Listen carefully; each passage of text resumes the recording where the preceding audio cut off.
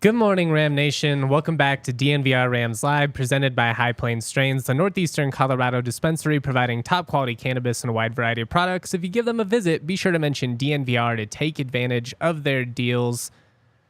It's been a rough two-game stretch for CSU. You know, they were riding high, 13-1, had a lot of positive traction nationally, potential to play their way into the top 10 even, and unfortunately, you know, the Rams fall at Utah State and Boise State.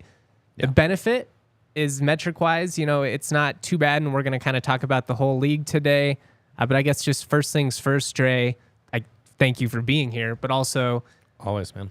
What's your kind of reaction to this? And, you know, I mean, we talked a lot about how deep the league is, and then when that reality, you know, kind of hits you in the face, right. I think a lot of people are surprised, but it's exactly a great league. Yeah. It's a great league. It's a deep league. There are a lot of hostile environments to go to. Boise's fans really brought it. Great turnout. And I mean, Logan, we know how hard that was. That would have been a Q1 win, right? Yeah. And they start off hot against Utah State. They had nice leads early on in both those games. And I just feel like... you know, the strength of this team isn't necessarily that they can outshoot any opponent, you know, just get into a shootout and go for it. It's that, as I've said a bunch of times, they have a lot of different offensive hubs, a lot of different offensive weapons, guys that can create for themselves and for others, and they're deep in that sense.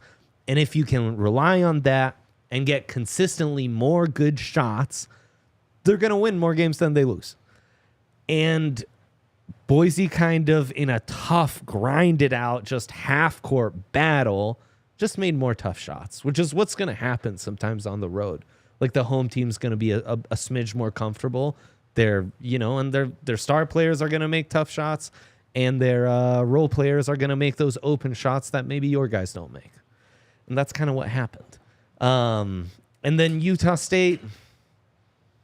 I don't know. Credit where credit's due. Ojale just kind of took over. Osabori, I'm sorry. There you go. At the end of the game, and that was that. You know, tough fought. Yeah, I thought they kind of let both teams dictate the tone and the pace, which is an area where the Rams, you know, they're great in transition. One thing, and I pointed this out, an area they're doing well. They've given up 2 total fast break points in the last 2 games, so they're getting back on defense. They've turned the ball over too much. You know, that's definitely an area that they need to be better. Yeah. They they've had 38 over the last 3 games, 12.6 per game. They averaged about 9.9 in, you know, non-con, and that's against some good defenses too. So they're up about 3 per game there. Yeah. You got to get back to like single digits. To their credit, though, they're getting back. You know, it's not pick sixes, and that was one of the things Medved actually talked about against New Mexico. He's like, you know, we had 15 turnovers, but we didn't let it kill us. So I don't think it's like an issue where you need to be worried about schematically what this team is doing defensively or offensively. The shot selection is fine. Yep. I'm right there with you. Boise hit a couple of more tough shots. I mean, they held the Broncos to 39% from the floor, 33% from deep. It's not like they went off less than 70 points in their own building. That's winning basketball. Yeah. CSU just couldn't do enough offensively, and unfortunately, Andrew Meadow, true freshman with the rec specs, hits 3 just really tough threes. All of them were pretty well defended. Really tough. And then they hit some open shots that the Rams couldn't make. Boise, I thought the difference was, you know, those shots down low and drawing fouls down low. Yeah. I thought the Rams were really good early on, committing to, let's get those touches down at the rim. And they drew a bunch. It felt like they were drawing a lot of fouls. Maybe not a ton of free throws, but a lot of fouls down low and making some shots. And as Scott missed some free throws and wasn't making some of those bunnies down low, and I mean bunnies, you know, tough contested like grinded out low post shots, but still his kinds of shots. He's capable of making them. We saw it early on in the year. He's certainly been cold for like 5-6 games now. He still brings it defensively, which you love. But yeah, I mean, I'm with you. The disparity in free throws has been an issue. That was a big one down the stretch against Boise.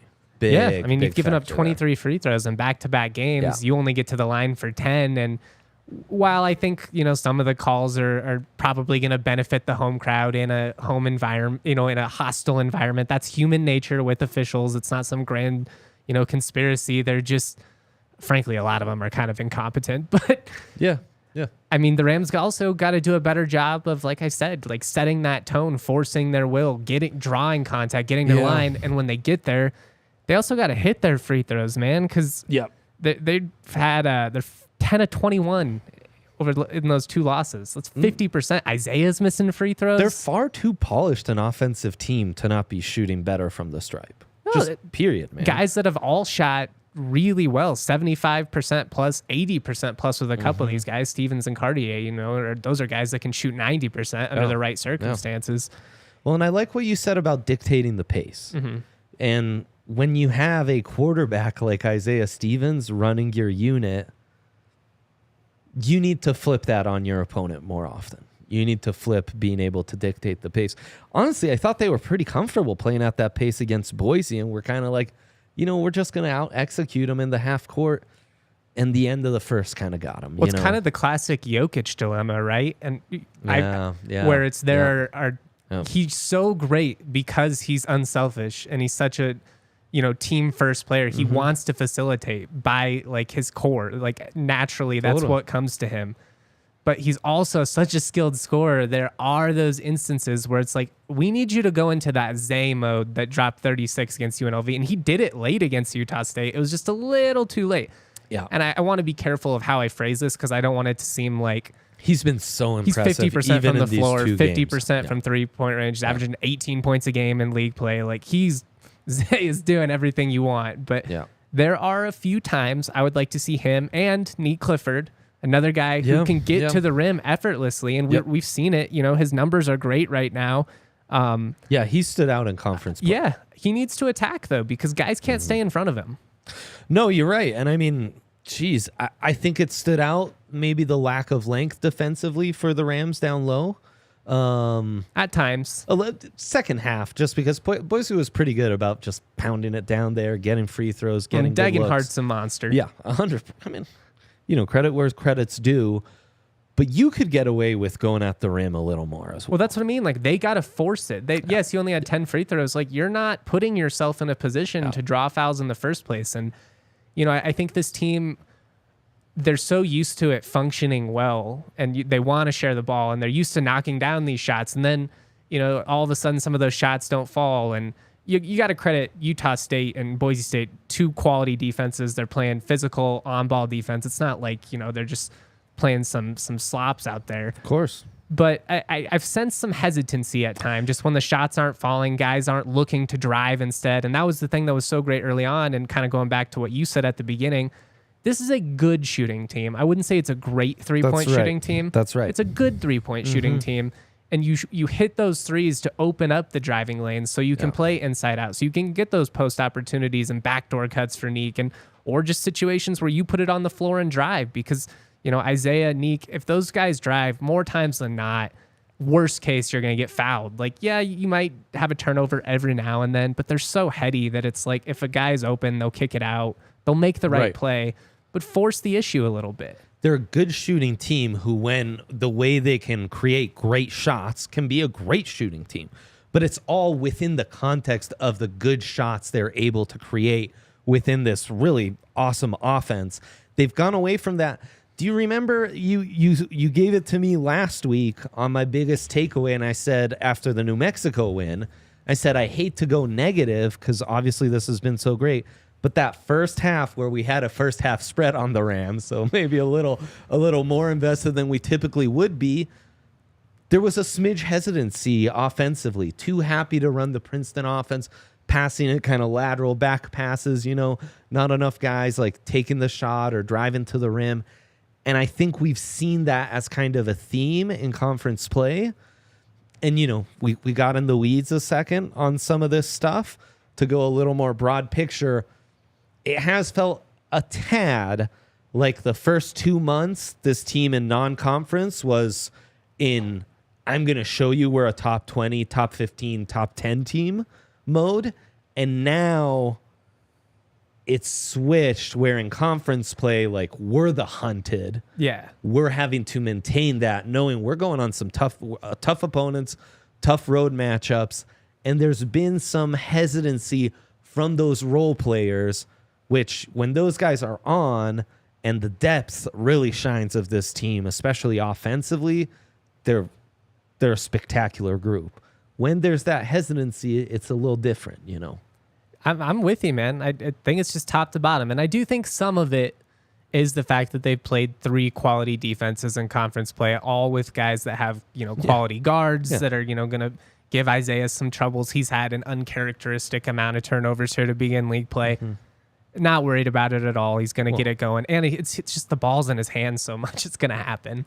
And I mean, Justin, I think we said it on the show a month ago when we were looking ahead at this early conference slate. Like, this early conference stretch was going to be like it's tough, man. It's a tough stretch, but like, welcome to what it's like to be a ranked team and be in an awesome conference. Like, that's just the deal. Well, it's fun. It's going to even out is the thing that I think people need to also focus on. Like, everyone has to make these same road trips, and they're going to be just as challenging for everyone. I don't think anybody is going to win this league without, originally I said at least 3 losses. I think it's going to be at least 4 losses, maybe even the first 5-loss champ ever, just because there was ever a time the parity at the top. It's going to be interesting. And actually, now there's some buzz for potentially 6 bids for the Mountain West. I actually think that would potentially be detrimental because that would mean that there's going to take so much cannibalization at the top that instead of,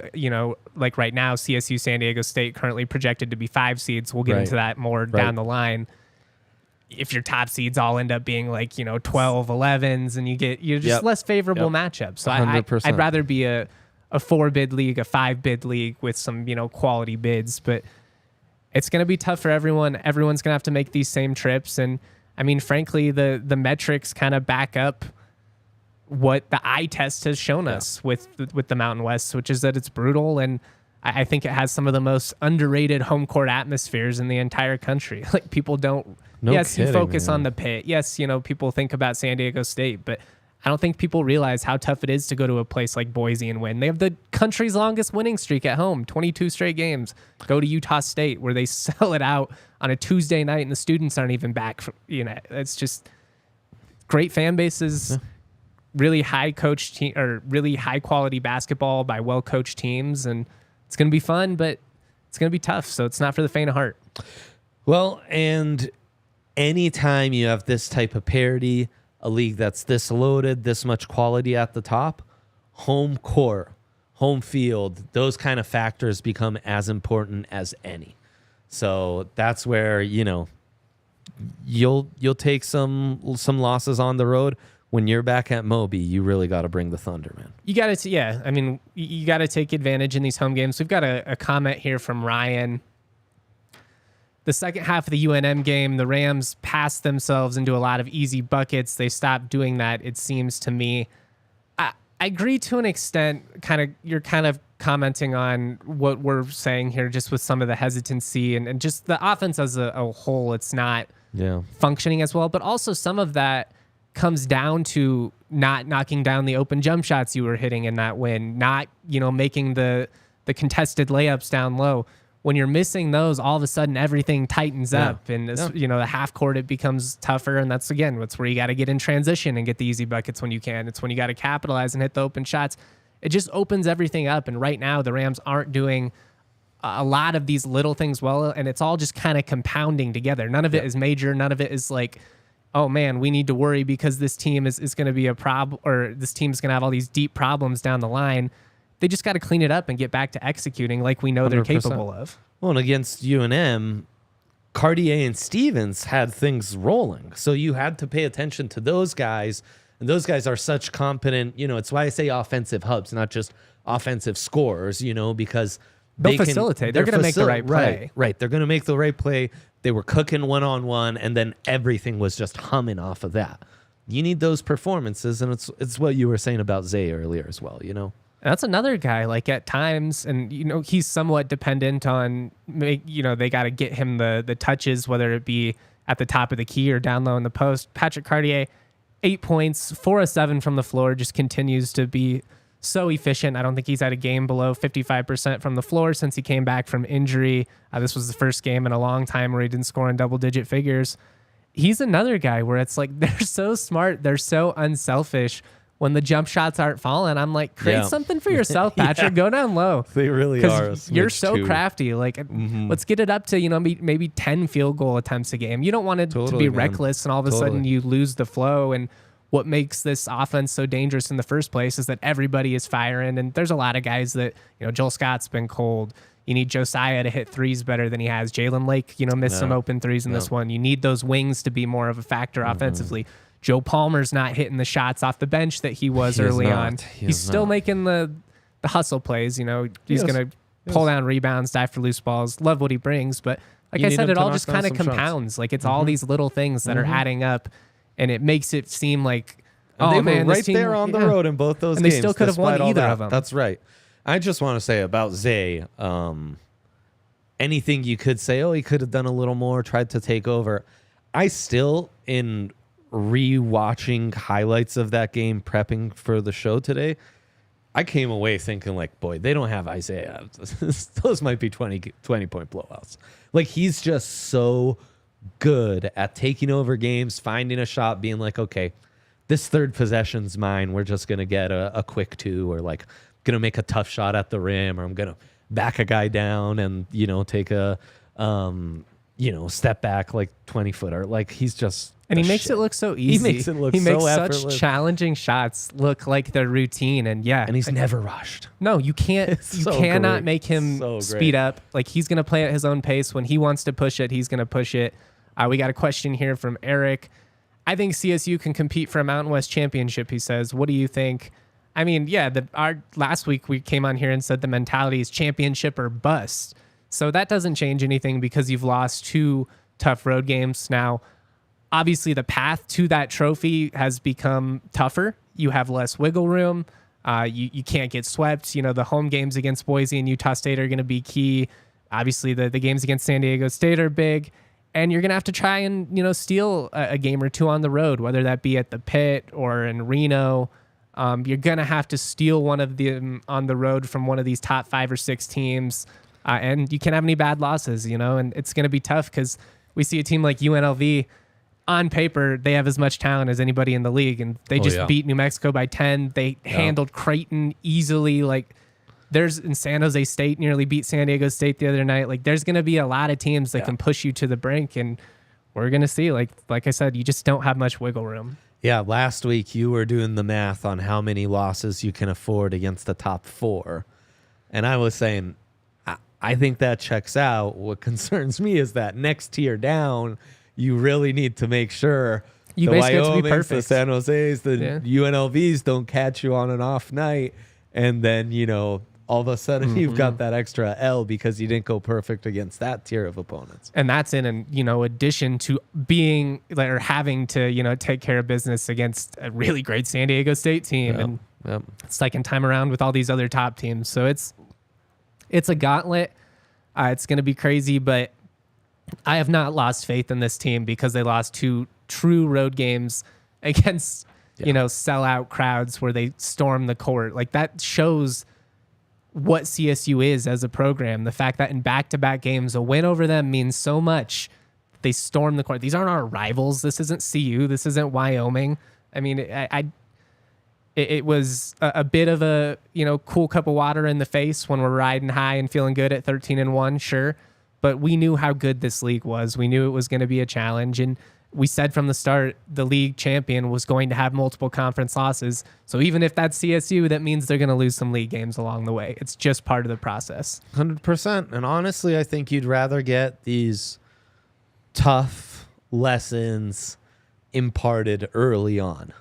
Yeah. You know? Like, I'd rather have that be now than late February where they have another stretch.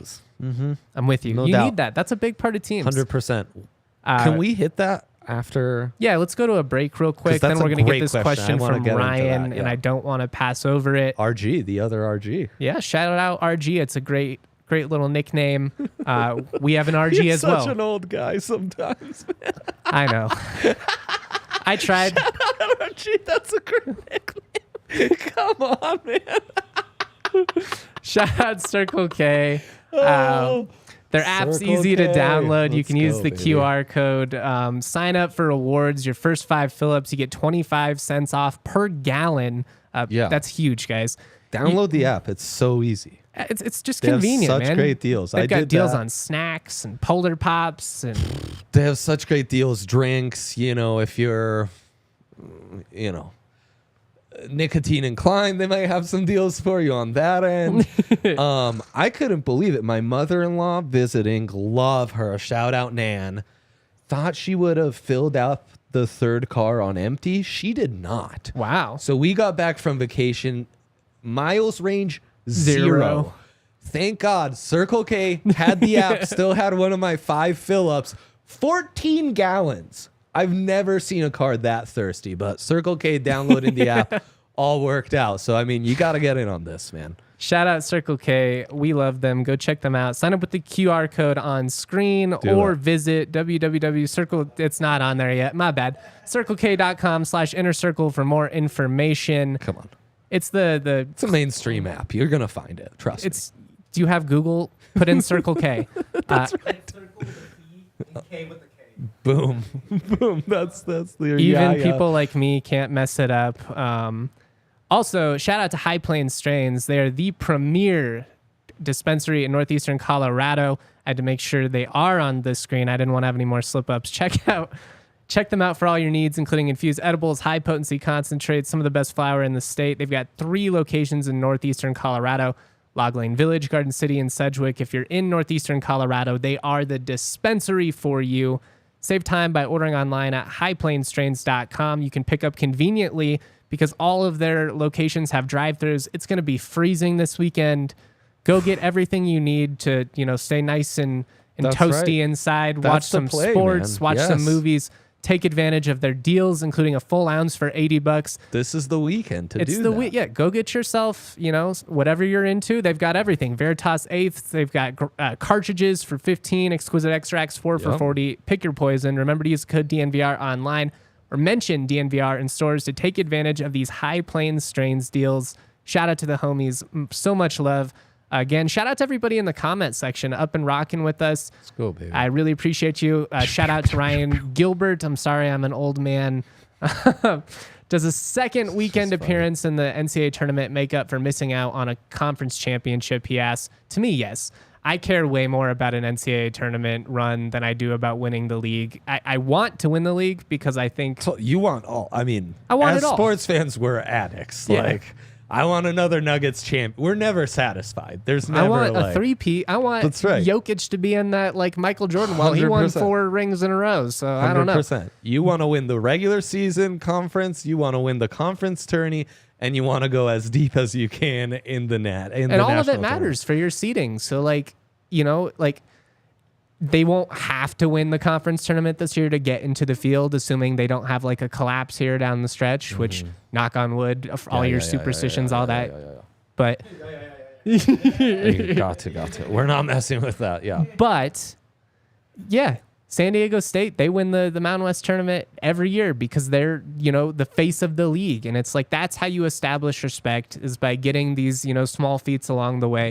Ultimately, the tournament run, if you like go to the Elite Eight, but you don't win the Mountain West, am I going to be like, well, that sucks because, what a failed season? No, but we want it all. So Sophie's choice, though, round 2 appearance in the tourney, winning the Mountain West tournament. I think I agree. It's been a decade, man, and they've never won the Mountain West regular season title, so it would be really cool, and it's a nice little feather in your cap, but we remember the NCAA tournament. That is what defines the college basketball season. Fair or not, there's the people like me that breathe it in and week out, and it's a lot of fun, and you can make a lot of money betting on college basketball. More mainstream appeal. But, if you want to be like the team that's remembered, you got to do what San Diego State did last year. Nobody is on a national level outside of the college basketball enthusiasts like myself really cared that San Diego State wins the Mountain West every year. They cared that they made the national championship game. Yeah. So a Sweet 16, I think it just holds a little bit more weight and people remember that more than, the regular season title. Boise won the league back-to-back times in the last 3 years. Nobody cares. Nope. I actually could outside of their fans. I could hardly remember. And people honestly. like me. Yeah. No, it's true. So yeah, I'm more of a tournament guy, but we want to win the league because one, they've never done it, and you want that for Isaiah Stevens, for Medved. You want him to get all the accolades possible. Mountain West champion, Mountain West first team all conference, player of the year, an All-American, a tournament run. Like he deserves it all, and that's even like more.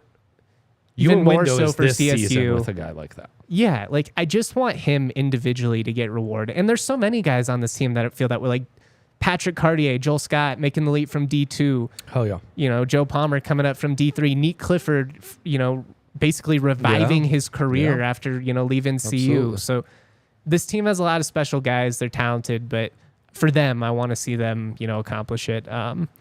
Let's put a bow just on this first thing because we're going to kind of get into the league as a whole. Yeah. One thing I just want to bring up as far as an area I'd like to see this team improve or kind of get back to what they're capable of. The bench is averaging 9.6 points per game in league play right now. A lot of that is just not hitting the open shots that they were early on. Mm-hmm. They scored 47 against Adams State in the non-conference finale. Obviously, a different circumstance, but can we make, you don't need to get 47 a game, but can we get that more like 15 to 20 again? Yeah, I want to see like what did the bench produce against Creighton, for example. Yeah, I mean, over 30. And they scored 69. You're going to get 40 at game minimum on most nights from, Patrick Cartier, Isaiah Stevens, Neat Clifford, probably closer to 50. And 26 against the Buffs. So, and that's where Jalen Lake was coming off the bench. He's a big 16. So that goes into Michael's comment about Strong in the starting lineup. I'm with you. We got comment here from Michael. It seemed like the rotation was much better with Strong in the starting lineup and Lake coming off the bench. Do you think they return to that? We'll just have to see. I mean, the injury situation, Lake came back from his injury sooner, so it kind of made sense to put him back in the starting lineup. I think it's kind of semantics. I don't know. Maybe there are guys that are just kind of better in that 6-man role. Maybe that's him. Maybe he can just be the spark plug. Did him and Joe make for a better backcourt combo, though? It's similar. The thing is it is. I feel you. It's changed just because they got Tavy Jackson back from injury now. So it's not really the same rotation they had early on.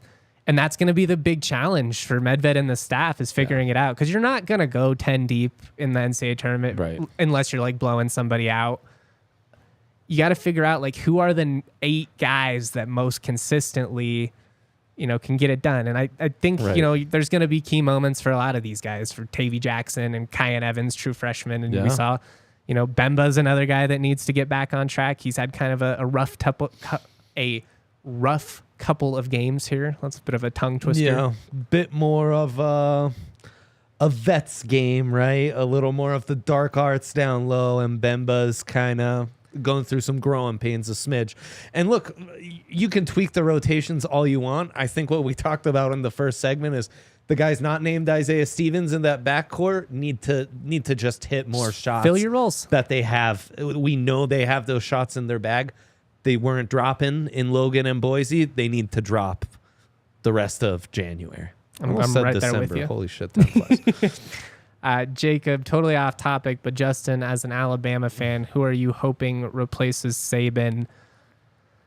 I think Dan Lanning would be my choice. I like Lane Kiffin's a lot of fun, but I think Lanning's got it going on right now as a program builder. I think he's got the right mentality to take over for a legend like Saban, which is a tough spot to be in. I mean, we think back to Steve Fairchild trying to, follow up Sonny Lubick. That's not a fun spot to be in.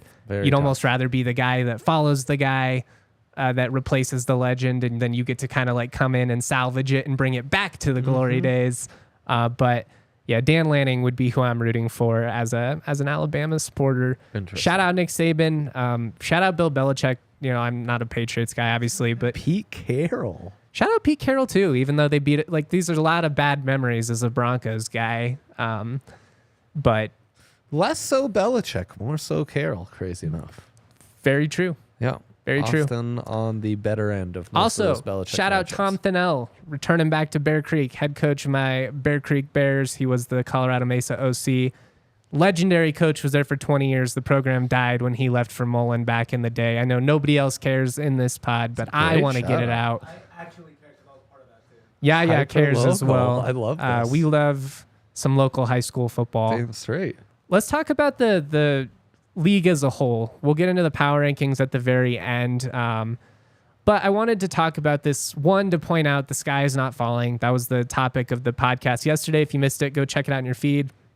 Also, I guess now's a good time to announce I'm going to have Nico Medved on the Rams podcast tomorrow, 10:15 a.m. I'll be live here in studio. Let's go. Check that out. We'll talk about a lot of the tune stuff we're in, talking man. about these last couple days, I'm sure. One of the hottest coaches in the entire country. Very exciting, man. You got to ask him some of the like what I want you to ask him. My only request: Okay. should Isaiah and guys like Cartier, would he like to see them be a smidge more aggressive? Okay. I think it's a good question. I have kind of tried to do it before in press conference settings. Coaches are great at deflecting in press conference settings. I think I might be able to pull it out of him, but it's one of those where it's is like, there a line where you're almost too unselfish? Or isn't there a line for Nico? I'd love to know. I'm really interested to hear his perspective. I would guess that he'll say something along the lines of, I trust Isaiah at all times. Of course. Because you should. I mean, if you're how Michael could you not? Malone, like if Jokic has one of those nights, you're not going to come out and rip him. But if you deep down got him, his heart of hearts, I think there are times where Malone would be like, yeah, I want Jokic to fucking take over. He's the best player in the world. I would like it if when, No doubt, man. Mike and AG are struggling, if he could just drop 30 on your head. But, Damn straight. when you're that great, you get the benefit of the doubt. Bracket Matrix has CSU as the most commonly picked automatic qualifier, which would mean we won the Mountain West tournament, which is interesting. They have CSU as a 5 seed, San Diego State as a 5 seed, Nevada and Utah State both as 7 seeds, and UNM currently being projected in 25 of the 56 brackets that they have available in their database, bracketmatrix.com. Great way to kind of keep up with everything that's happening across the country. What stands out the most to you about that? 4 bid Mountain West, all seeded 8 seed or higher, or 7 seed or higher, I guess technically right now. New Mexico and Boise on the outside looking in. Yeah, and you've played 2 of those teams already, New Mexico and Utah State, and you've got San Diego State to close out the month, and Nevada on the road in couple weeks. So I mean, this is the You run easier through the- stretch of your schedule with Air Force coming in and then a very frisky UNLV team. Yeah. So that's the Yeah. league this year, though. That's the point we're trying to drill home. top to bottom, man. It's Top going to to bottom. be absolutely murderer's row this entire season. You've got a stretch that comes up in February where they got to go to, in 10 days, San Diego State and New Mexico. They've got the second game against Utah State, I think, is in there as well. The border war. I mean, it's not going to lighten up at any point. And that's another thing I'm going to, kind of have to talk to Nico about is just how do you balance it? Especially, like the highs and lows. Like, you're a great team, but you also know that it's going to be a brutal, like, how do you bounce back after feeling so good, being 13-1 with a chance to go into the top 10 to, now kind of having to pick yourself back up? We've got somebody in the comment section saying maybe it's better that, the Rams, they won't be like the hunted now. They won't be the target, that you get the target off your back for a little bit. I don't know. Maybe there is some of that like human nature, like Gotta have that dog back-to-back in you a games. little You've bit. got court storm because of what you met. Now it's not like people are going to all of a sudden be like, oh, the Rams don't matter. That we're let's take them lightly. But, maybe it puts a little bit more of that pressure and that spotlight on San Diego State and Utah State, at least for like a week. Totally, man. And I mean, that's the difference with some of those programs is San Diego State. They're used to being the hunted. And that's the other thing though. Like I want it like maybe maybe they kind of benefit from having a game off, but I don't want it to be a situation where like I'm sitting on here being like, oh, I don't like the attention that the Rams are getting. I want the smoke because I believe in what this team is possible or is capable of. 100%. They were ranked 7 straight weeks for a reason. They probably are going to fall out of the top 25 now. We'll see, though. I could see them maybe hanging on at like 25 with all the losses that have happened in the top 25 this week. But it's going to be interesting. All I know is, these next couple weeks are huge. And like we said, they just don't have much wiggle room. Biggest thing that stands out to me on the bracket matrix projections is either the top of the league just dominates the bottom of the league, or there's no way you have 4 top 7 seeds. Like they're just gonna beat each other up enough. And this was, I'm literally making the point you made 20 minutes ago on this same show. I realize that. So I don't know. Is there enough wiggle room to do that, And for this to happen, does that mean 4 20 win teams? Oh, yeah, for sure. That's going to happen. 25? I don't know about 25. There'll be probably 5 or 6 20-win teams in this league. Where's my number, Justin? 24 and a half? 23 and a half? 23 and a half. Okay. Yeah. 4 23 and a half. Because the conference tournament counts towards it, too. You got to remember. Okay. Yeah, I actually forget that. So, that's a possibility of 2 to 3 more wins on your schedule. Yeah, we'll see. I mean, basically, to me, if you had 2 5 seeds and 2 7 seeds, that would be a lot like the selection committee views the Mountain West essentially as a power conference. That means like, yeah, they lost, but the losses don't hurt you. It's like a Big Ten situation, and it's, and that's cool because that's what this league should be. I mean, whether it lives up to it, we'll see. But yeah. I'm sure people think you are a homer and whatever, but like everything we've said about the Mount West is very metric based, like the records, the metrics, the common opponents. They got to perform in the tournament too, which we've talked about that a million times, so we don't have to beat a dead horse. But San Diego State finally going to the national championship, that validated the league. And I know constantly going 0 for 3, 0 for 4 for like a decade straight, which is basically what happened. It's such a silly cat and mouse thing we do, though, right? Because it's like what we were doing with the Big Ten 2-3 years ago, where like the Big Ten was so clearly the best conference in the country. But then the tourney, there were some upsets. Big Ten's overrated, blah, blah, blah. Or we do that, we do it in bowl season where it's like, Alabama's actually like, or, the SEC anti-SEC crowd love pointing out the SEC bowl losses. Like, No, I'm with you, especially because the erraticness of the format, like so much of it is dependent on, did you get a good draw? Did you face a team that was, I was in the building for the St. Peter's run. So crazy things can happen in the NCAA tournament. Those matchups are just as valuable for you to assess the strength of the league as the game against Creighton, as St. Mary's, as these matchups against Pac-12 teams, We probably put too much weight into the NCAA tournament if we're being realistic. Of course, but that's at the same time, like, you play to win the game. Hello? Yeah, damn straight. And it's what you get with a single elimination tournament. It's the beauty of it. And beauty and the curse of it. Totally.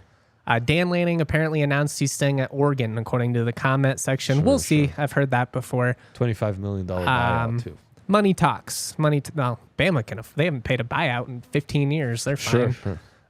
You don't want to get in a bidding war with Phil Knight. No. Yeah. A couple other metrics we'll throw out, and then we'll give out the Mountain West power rankings. San Diego State 22 in Ken Palm, CSU 28th. They have Nevada at 33, Utah State 37, UNM 45, Boise State 59, UNLV 87, so knocking on the door there. Net rankings, which are big for NCAA Tournament Selection Committee.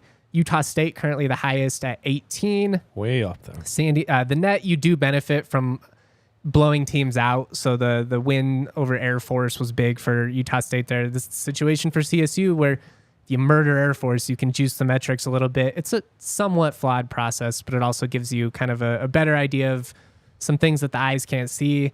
San Diego State 21, CSU 24, Nevada 29, New Mexico 40, Boise State 58, UNLV 98 in net. Great to see that many teams in the top 90 of these big-time metrics. Speaks volumes, man. Speaks volumes. I'm excited. I'm also excited to have an ice-cold Breck brew when I get home. Let's go. Maybe not this morning, but later on this afternoon. I was banana-less. I almost thought, like, man, I might just have to come on the Rams show and do, like, an old tailgate and start drinking, like, at 9 a.m.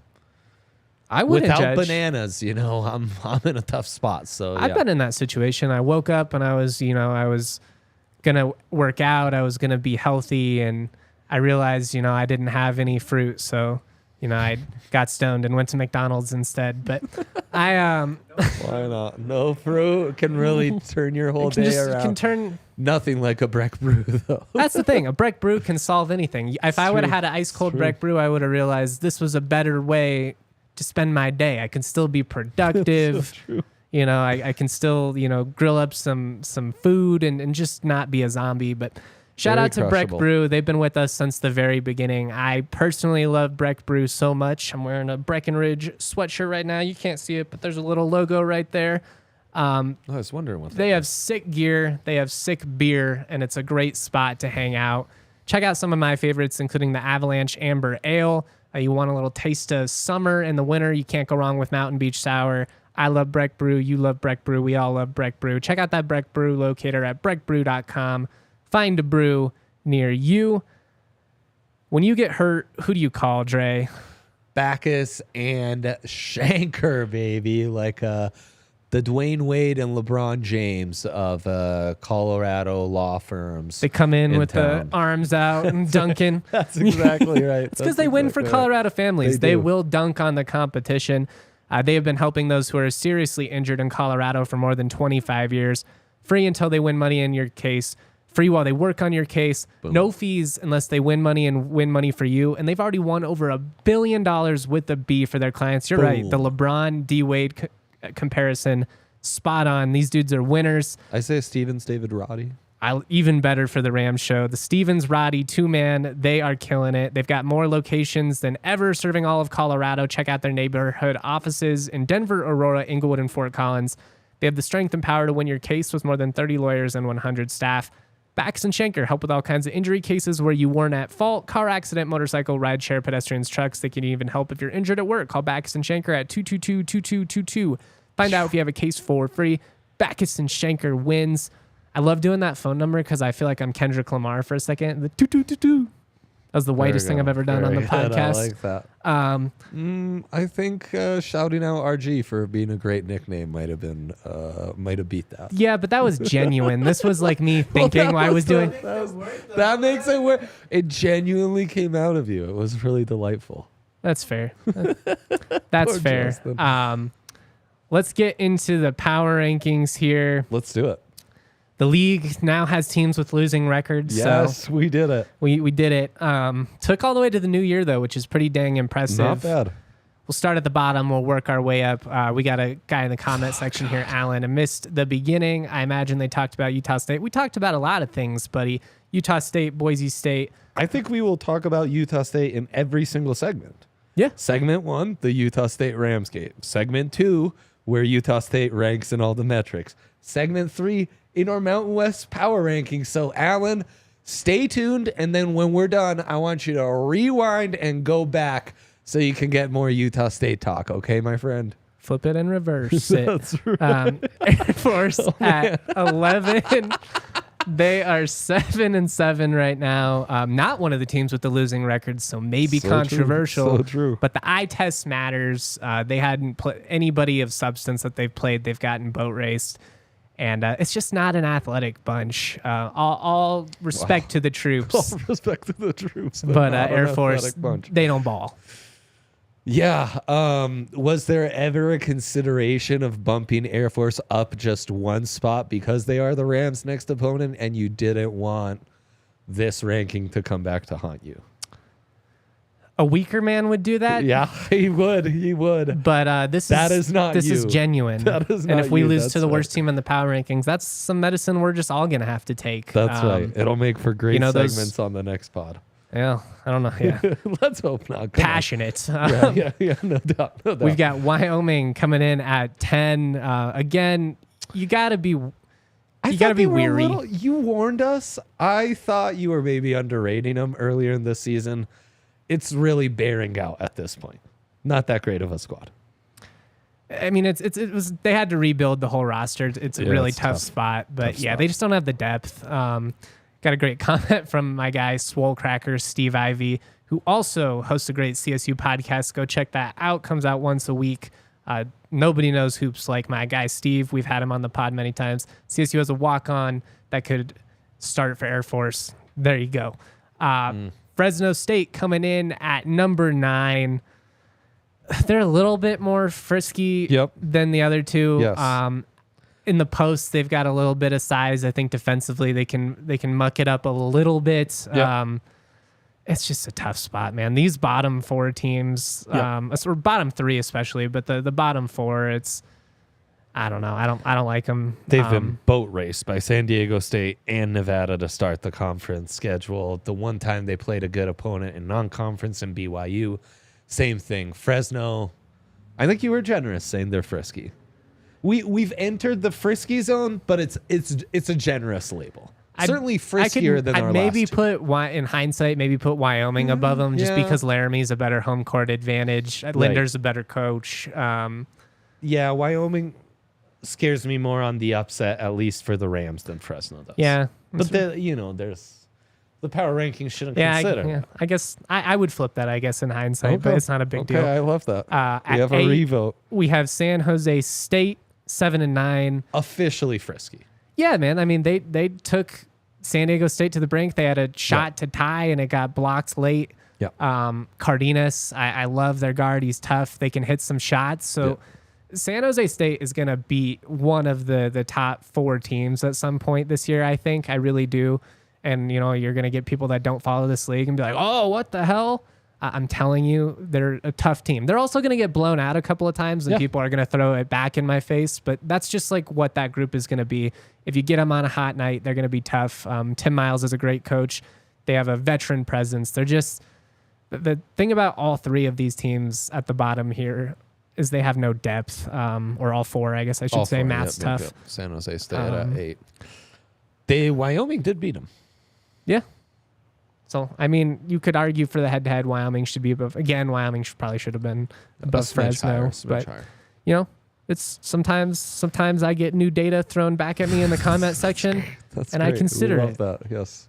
UNLV, they are 7th at 8-6. I think the fact that they're 7th tells you everything you need to know about this league because, again, on paper, the talent that they have, they have some guys that can really put it in the hoop, but they're just so inconsistent that they're really hard to get a read on. That's their thing. Yeah, but I feel like 7's fair. They can beat the best. They can lose to the worst. Net rating and KenPom, they're actually featured in the top 100. And if they're 7th in your league, pretty damn good league. It's a pretty good league. At 6, we've got New Mexico trending the wrong direction, 13-3. After losing to CSU, they lose to UNLV. Much like the Rams, though, where it's, going to Moby and going to Vegas in 2 of your first 3 conference games, that's not an easy spot. Yeah, and took care of business by 17 in the pit. So we'll see, man. It's going to be a lot of fluctuation. Home court matters with them as much as just about any team, probably. Oh, that game in the pit for CSU is going to be wild. Yeah. 15,000 fans. All out war. It's a great basketball school. Nevada, sorry. No, Boise State at number 5, coming in at 11-4, trending the opposite way. They're now kind of starting to show a little bit. We'll see, because honestly, they didn't play very good against San Jose State before they beat CSU, but huge win. I believe the 3rd highest ranked win in program history for them. Feels weird to say that at CSU's expense. That's crazy. But, they've got talent, and they're a team that hadn't really performed to their potential early on, but they also did a good job of avoiding the catastrophic loss, and they're right there in the mix. And they've got that St. Mary's scalp in the non-conference, and you're 11-4, really tough home court team. They're in other G5 leagues, they're they're probably looking at, like, they weren't in some of the metrics we were talking about. I know, which was really surprising to me. I They're looked at it probably- 4 different times because I Yeah. was like, Boise has to be on here somewhere, and I'm just missing it. But they just don't have enough quality wins yet. Yeah. The net actually really likes them. A little but shaky in the non-conference. I think it's more of an eye test thing with Boise than anything. They are not fun to play. No, they're tough. They kind of lack a true point guard that like CSU, Yeah. New Mexico, Nevada, all these other teams, San Diego State. I think they have a better point guard play, but in a different world, some of their transfers could have been in Fort Collins. Roddy Anderson, Cam Martin, those were guys CSU went after hard. Worked out for the best for the Rams, and it worked out fine for them too. That's not to say that Roddy Anderson can't play. Talented player. He's just not a guy that facilitates and elevates the whole floor. Totally. Nevada at 4, 15-1. No. Oh, yes. Sorry. Lucas and Blackshear is a great guard duo. Those guys can really score a lot. I've been impressed, especially defensively, with Blackshear. So we'll see kind of what happens here. But Nevada's kind of the team that I want to believe that they're like in this upper echelon. I still need to see them beat a couple of more quality opponents, though. That's exactly right. A little bit flying high on reputation right now. Could maybe make the argument they should be 3, where I have CSU at 13-3, but CSU still has some of the most quality wins in the league. And I think that has to count for something. It does, man. And they're down from 1. We had them at 1 in every other poll this year, so we've got some work to do to climb back up the mountain. That's true. We'll wrap up here. Utah State 15-1, San Diego State 14-2. Yeah, both ranked inside the top 20 now. Would you have had this top 2 the same? Would you have Utah State 1? No, I think this is accurate. I think San Diego State's been able to pick it up, and they're hot. I think Utah State's as hot as they'll be probably all year. It's a power ranking, so it's very much in the moment, right? Like, where's the stock currently? So I think that's right. I think, 2-3, you could make an argument for CSU above Utah State and vice versa. And I think 3-4, you could make an argument for Nevada. You could make an argument for CSU just with some recency bias and where are they ranking currently. I have no qualms with your top 4, though. Boise's the tough one. I could have argued even Boise at 4 ahead of Nevada. I considered it too. Just with like stock watch. You Yeah. know, where's the stock currently? I really do like Nevada's backcourt, and I think Alfred's a good coach. I know. So we'll That's see. fucking scary, man. That's this league, dude. Going to Like a Reno is going to be veteran rough. backcourt. There's no, well, I shouldn't say there's no easy games. I mean, there's, Air Force is not good. You got to be able to get through them. I'm doubling down. If we cannot beat Air Force, then all of these conversations you're are for right. naught anyways. And, Especially at Moby, man. yeah, at home. That would be This is a team you've got to unacceptable. take care of business against. You have No more doubt. talent than them. You're a better coach. I doubt hope about it's a sellout atmosphere. I know it's not the most exciting game. I know that there's potentially some crazy weather coming in, so that could be a factor too, unfortunately. But it's like crazy cold. As far as I know, I saw Like, now I'm starting to see some like potential snow. But Keep we'll your see. ass indoors. You'll be toasty. I'll wear an extra layer. It'll be good.